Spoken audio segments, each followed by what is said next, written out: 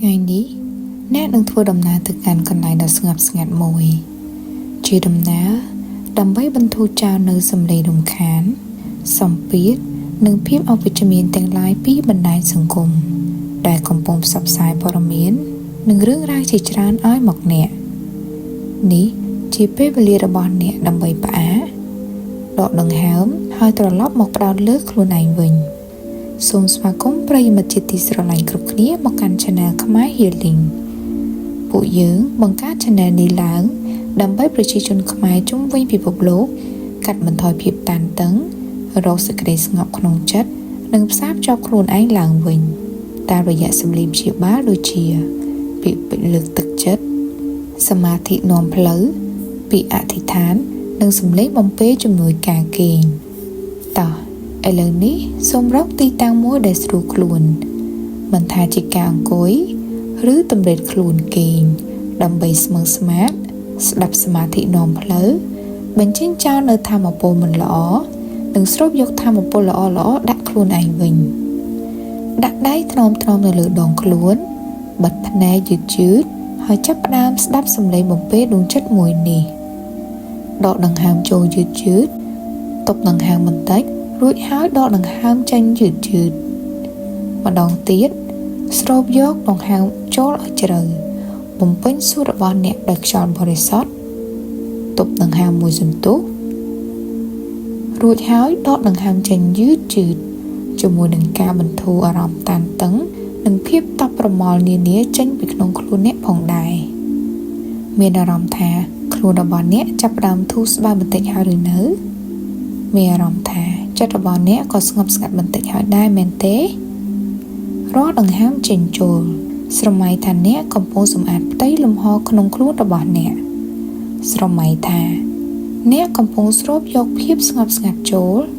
និងដកភាពរញ៉េរញ៉ៃចេញឥឡូវនាំអារម្មណ៍របស់អ្នកមកផ្ដោតទៅលើរាងកាយវិញចាប់អារម្មណ៍ទៅលើក្បាលស្មាទ្រូងដៃនិងជើងរបស់អ្នកតើអ្នកមានអារម្មណ៍តានតឹងនៅត្រង់ណាដកដង្ហើមចូលថ្នមយឺតទៅកាន់កន្លែងនោះចាំថារាល់ការដកដង្ហើមចេញភាពតានតឹងក៏រលាយបាត់ទៅតាមដង្ហើមនោះដែរមានអារម្មណ៍ថាស្មារបស់អ្នកស្រាលជាងមុនឬទេ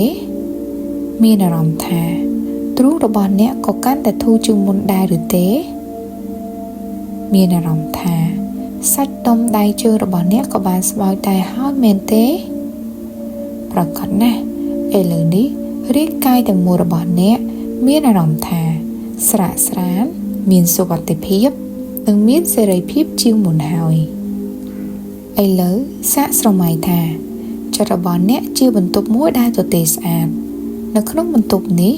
អ្នកកំពុងឃើញអេក្រង់បណ្ដាញសង្គមជាច្រើនដែលអេក្រង់នីមួយៗមានបង្ហោះមាតិកាជាច្រើនលើសលប់មានទាំងមតិយោបល់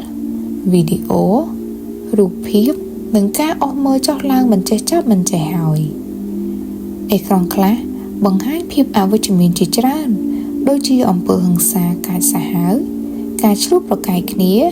រឿងតក់ស្លុតកំសត់ប្រត់ប្រាស់និងសម្លេងរំខានគ្មានប្រយោជន៍ជាច្រើនសង្កេតមើលថាតើបេះដូងរបស់អ្នកមានអារម្មណ៍យ៉ាងណានៅពេលដែលអ្នកឃើញលំហូរមិនចេះចប់មិនចេះហើយបែបនេះ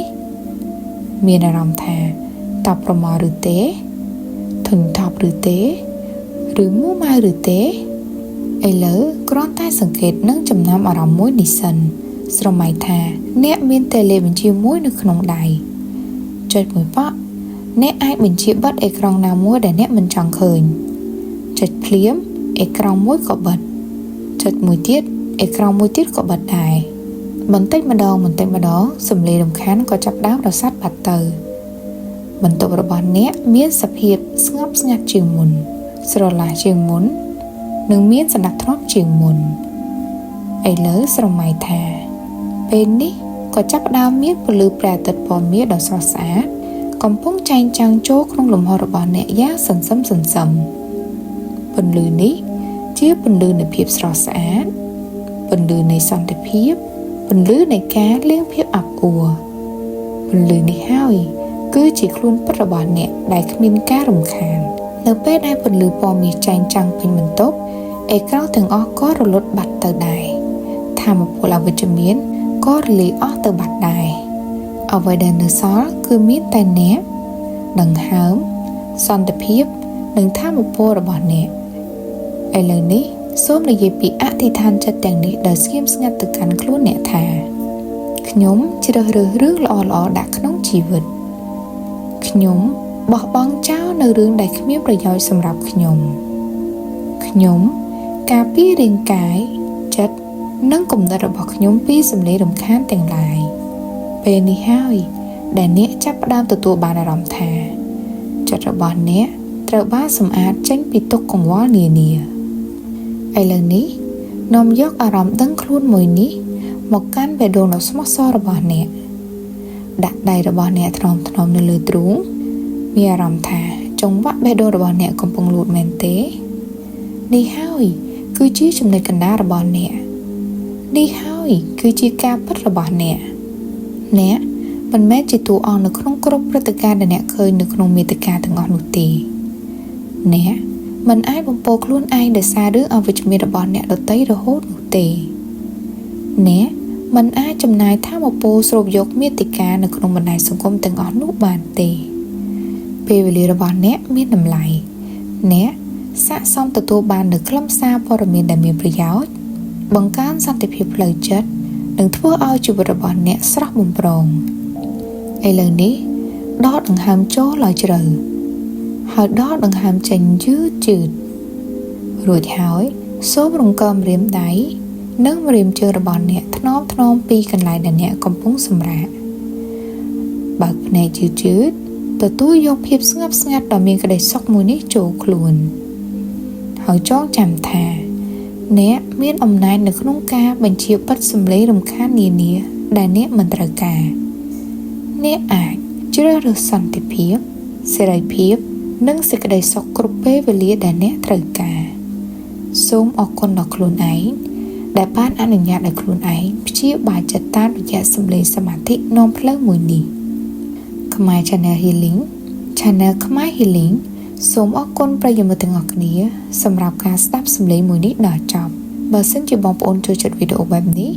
សូមចុចរូបមេដៃ Subscribe និងដាក់រូបកណ្ដឹងដើម្បីទទួលបានវីដេអូអប់រំផ្លូវចិត្តថ្មីបន្ថែមទៀត